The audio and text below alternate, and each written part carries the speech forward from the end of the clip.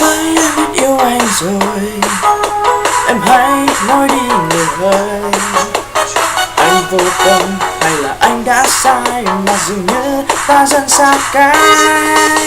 Em nói được ta không hẹn, em nói anh không cần đi chơi, nhưng tại sao em ơi những lúc ta bên nhau bàn tay em không muốn ôm anh thật lâu.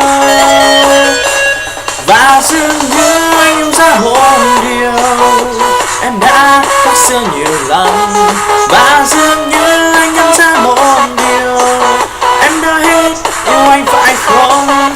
Vậy thì anh sẽ bước ra đi, trả lại em những ngày anh chưa đến. Và khi em ra đi anh sẽ nhận ra không ai yêu em như anh đã từng yêu.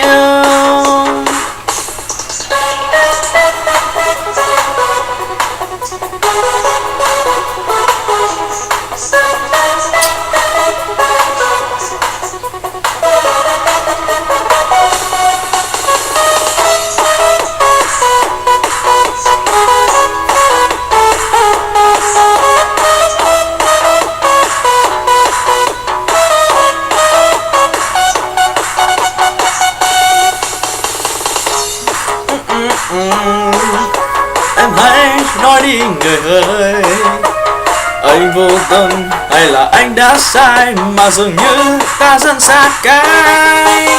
Em nói đôi ta không ngờ, em nói anh không còn như trước, nhưng tại sao em ơi những lúc ta bên nhau bàn tay em không muốn ôm anh thật lâu. Và dường như anh yêu ra một điều em đã khác xưa nhiều lắm. Và dường như anh nhận ra một điều em đã hết yêu anh phải không?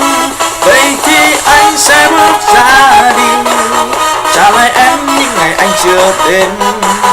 Và khi em ra đi em sẽ nhận ra không ai yêu em như anh đã từng yêu.